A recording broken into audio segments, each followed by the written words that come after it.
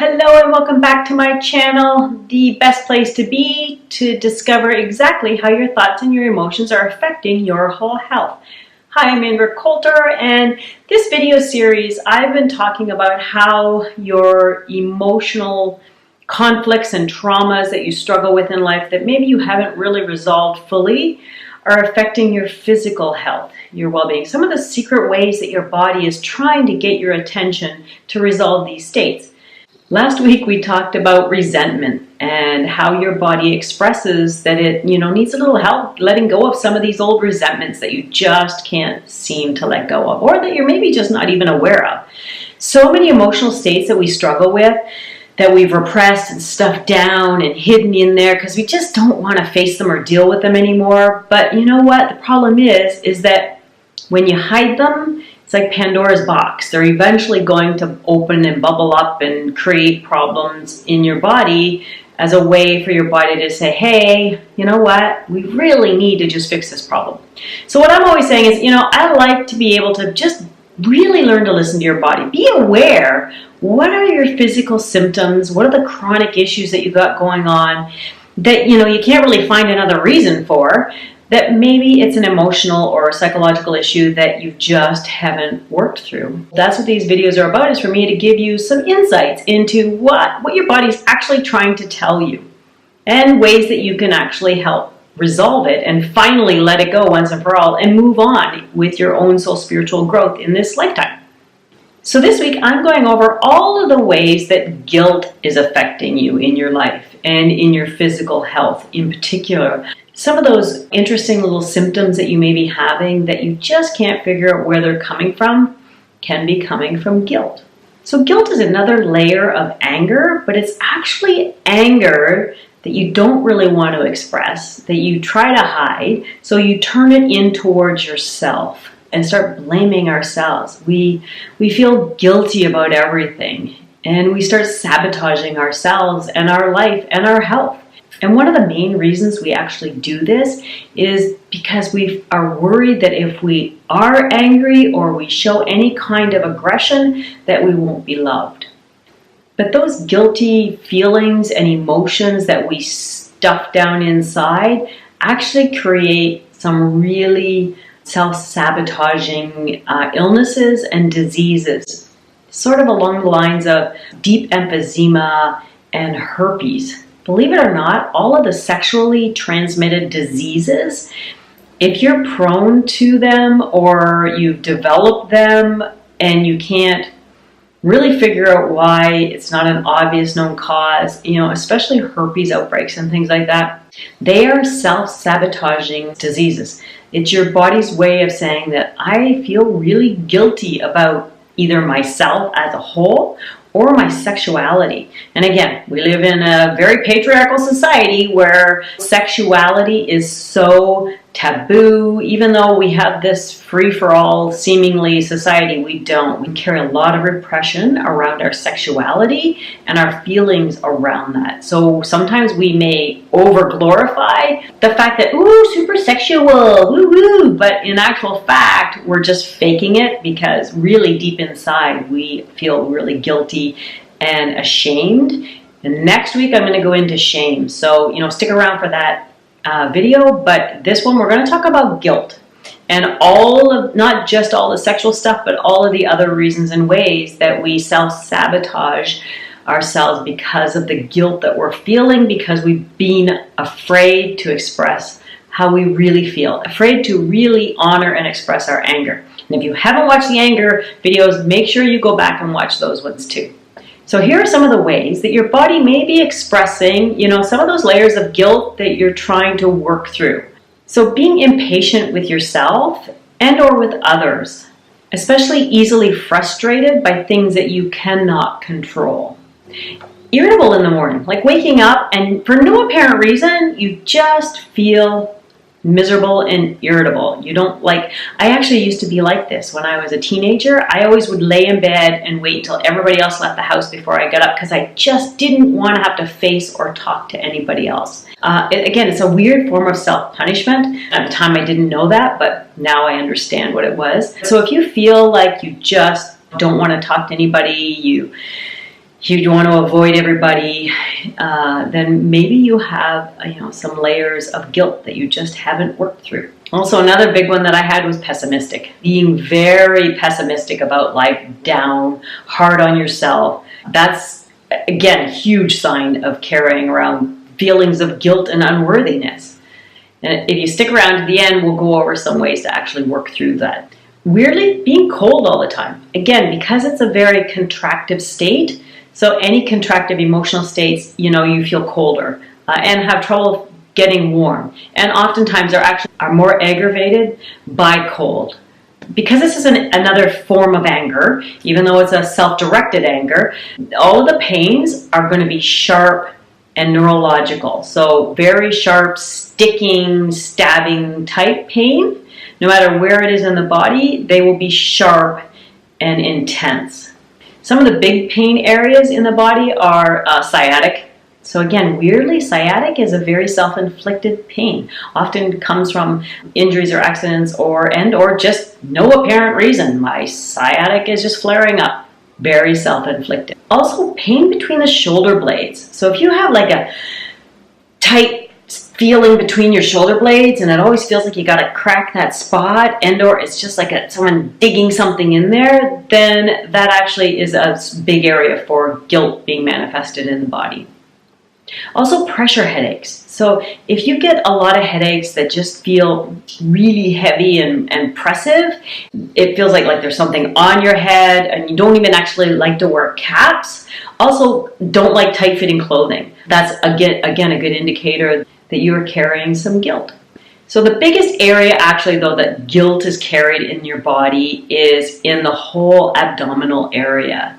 Anything from the stomach down through the liver, the small intestine, the gallbladder area, any kind of cramping, easily getting stomach cramps, feeling bloated all the time, issues like SIBO, any kind of imbalance in the whole digestive system is self-inflicted, often guilt. Again, even eating the wrong foods because you're self-sabotaging or you're trying to punish yourself. And even though you know that food is going to upset you, you do it anyway. That's guilt. And even alternating both constipation and diarrhea. It's not really one or the other. Generally, most people have both. So either they're constipated and then they have explosive diarrhea, or they have diarrhea and then eventually they become constipated again. There's no natural rhythm and flow to letting go. Colic pains, of course, of any sort, and then like cystitis, all the sexual organs. So anything like ovarian cysts to dysmenorrhea, which is painful menstrual cramps, vaginitis during your menses, anything that's centered around any kind of issues with your sexual organs. Also, weirdly, just random tailbone pain for no apparent reason. You ever get that feeling like right in the deepest part of your spine when you're sitting, it just feels like a stick, or it feels even tender or painful? But you haven't fallen on your butt or anything like that. Again, self-sabotaging things. Your body is trying to get your attention. So laryngitis, self-inflicted in a way, can't speak, can't say what you want, afraid to speak, afraid to express your anger. So laryngitis or sticks in the throat, you can't really talk or swallow, guilt feelings. Cystic acne, anything super aggressive and sort of self-sabotaging, self-punishing, especially anywhere that's noticeable. So not hidden acne like on your back or your buttocks or in weird places, but really aggressive in your face is a way of showing, your guilt. Any kind of cracks or eruptions anywhere on the body, so the bends of the elbows, fingers along the fingers, corner of the mouth, weird cracks at the corner of your mouth, herpes on the lips. Again, self-sabotaging, showing the world your guilt. And weirdly craving undigestible things. I know it sounds weird, but craving dirt or chalk or anything that really you shouldn't eat, you have a weird craving for, you might have some big guilt layers. So guilt can be a really hard emotion even to be aware of. You know, not just letting it go can be difficult, but just bringing it to your consciousness and being aware of it is a hard one for people to admit to themselves. Maybe looking at the list that I've given you and going over them, if you have even one or two of these weird, odd symptoms that are self-sabotaging, then it's a really good bet that you have some guilt issues that you've not allowed yourself to work through. Really, some old anger that you've not even been willing to express or honor. So again, go back and watch the anger videos and see some of the ways that I've suggested helping to resolve that.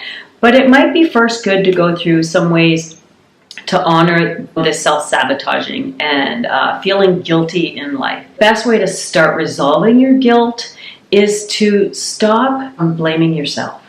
It's to forgive yourself. Forgive yourself for whatever it is you feel guilty about. You know, we all make mistakes. That's just life. You know, we have to make mistakes. Mistakes aren't good or bad. They just are events that unfold for us to be aware of. Oh, apparently I shouldn't have done that. I will learn and I will change that. That's really all it is. But what's interesting is we all grow up in a household where we get punished for simple indiscretions. Things that, you know, sometimes maybe we didn't even have control over. The whole spilt milk thing. The worker-worn mother that screams at the kid because they accidentally knock over their glass of milk. And then the child develops this fear of, oh my God, you know, I shouldn't have done that. And yet, you can't stop some of those things. Life just is. Life is the messy bits. It's all the mistakes that we make so that we can improve and become a better us, a better human being. We can learn to not do those things. We can learn to improve ourselves through our mistakes. That's why we have mistakes. You've got to fall down in order to learn how to pick yourself back up. So forgive yourself and then empower yourself.